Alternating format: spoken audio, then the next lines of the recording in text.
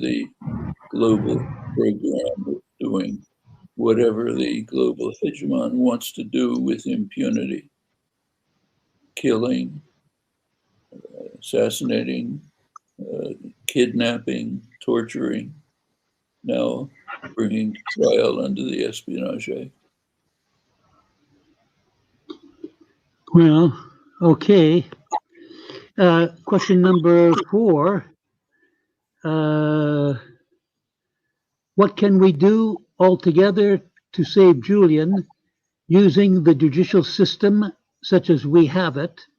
What can we do to stop the torture that Julian is being subjected to? We can put public pressure which will compel the corrupt criminal system to respond. That's enough public pressure may bring it about. You can't appeal to the powerful to suddenly be nice and pleasant, but you can put pressure on them that will bring about conditions in which they must respond. We don't live in totalitarian dictatorships. They're not going to do what the Revolutionary Guards are doing in Balochistan right now, just murdering people.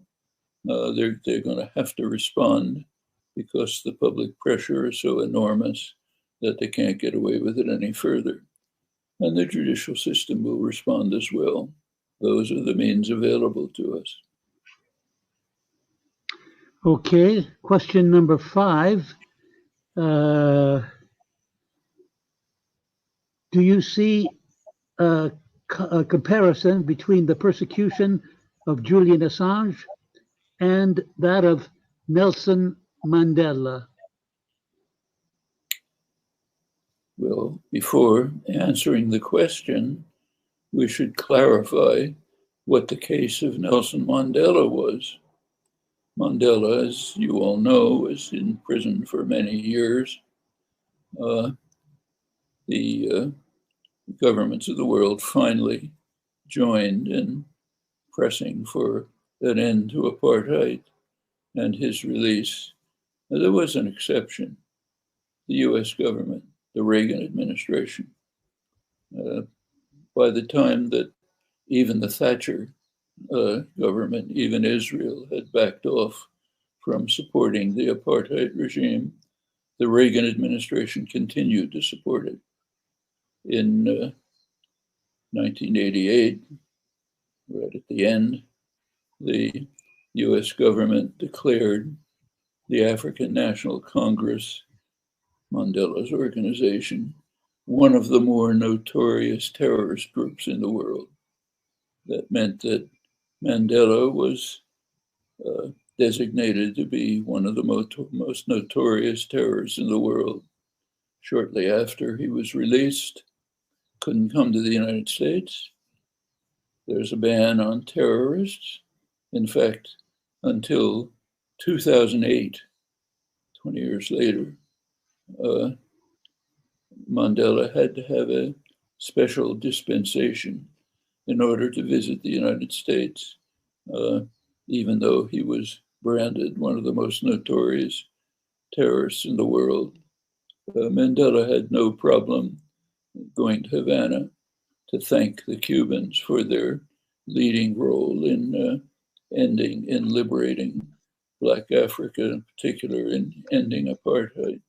But for the United States, he remained basically a criminal until finally, I think it was maybe John Kerry, initiated a motion to release him from the terrorist designation.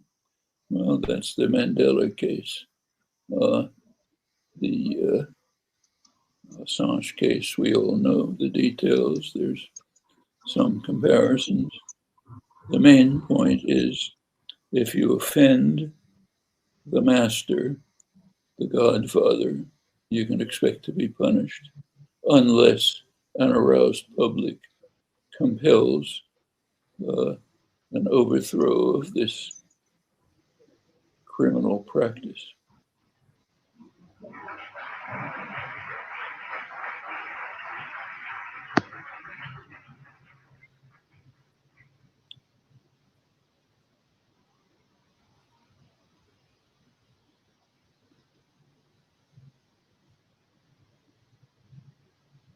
So if you could visit, so Julian is like Mandela.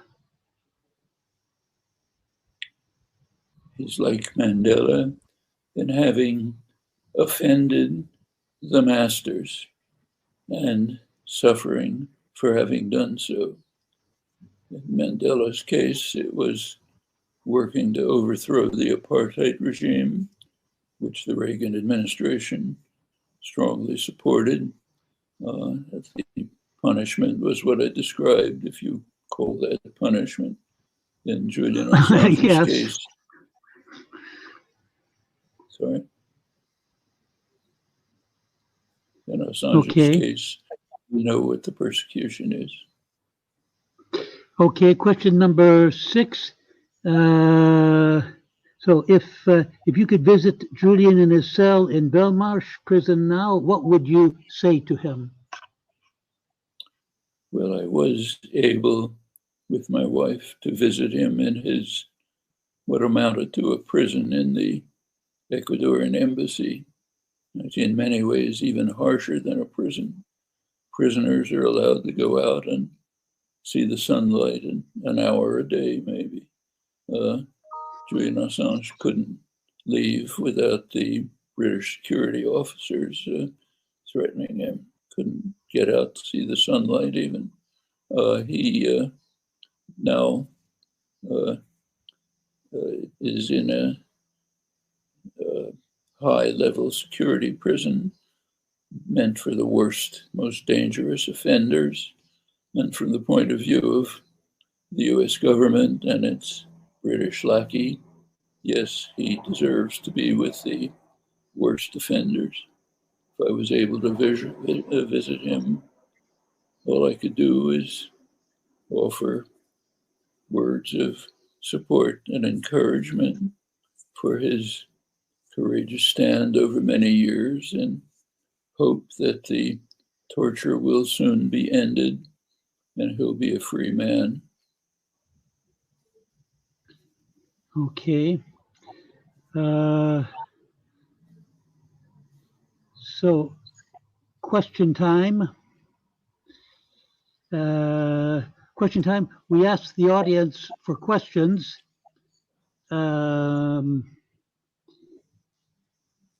Here's the only question. How can you live in the United States? Why don't you move to Norway? Why don't I move to Norway? Well, actually, Norway, I'm not going to move to Norway because the battle is here. First of all, it's my country. That's where I want to stay. Secondly, that's where the battle is. You want to change policy, you don't go away. You go where policy is made and where you can influence it. So the United States is quite apart from the fact that it's where I was born, where I've lived, where I want to stay. It's the place where you can be most effective and influential. But Norway is actually an interesting case to look at. It shows how changes can be made. You go back to the early 19th century, that Norway didn't even have to have a prison system. It was unnecessary. If someone was accused of robbery, drive a stake through his hand. Who needs a prison system? Well, that was then. Now it's now. Norway has in my view, the most humane incarceration system, I suppose, in the world. By accident, I happened to be visiting Norway when Anders Breivik was captured and brought to trial. Case of somebody who, among other crimes, murdered 80 or so teenage kids in a camp. Horrible crime. He was treated with respect. He was allowed to testify for himself, a crazy rant. He was sentenced to, I think, if my memory is correct, something like 20 years in prison in a moderately decent accommodations, nothing like kind of prison cells I've seen in the United States or elsewhere. And theoretically, he has a chance for a release after 20 years. Very unlikely that it'll happen, but at least the option is there. Well, that's unusual. And that's a change over the years as the country became much more civilized. It's a lesson for the rest of us. It can happen elsewhere. Well, thanks for your answers. Is there anything you would like to add spontaneously?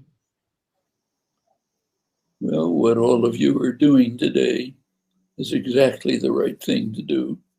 That's the way to put the kind of pressure which will compel authorities to terminate the torture of Assange and to release him and to overturn the grotesque legislation, Espionage Act, on which he's being tried, which incidentally was used back in around 1920 to crush independent thought in the United States, independent media, labor, to impose conditions which the United States still has not escaped from.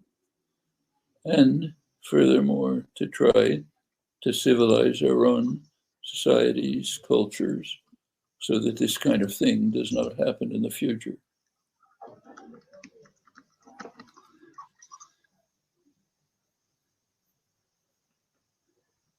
Well, okay, so we are doing exactly the right thing.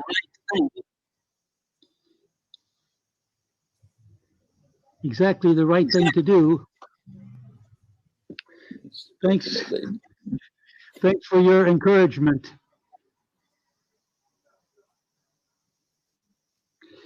And keep up. You're doing, it's great to hear from you. Thank you very much for coming.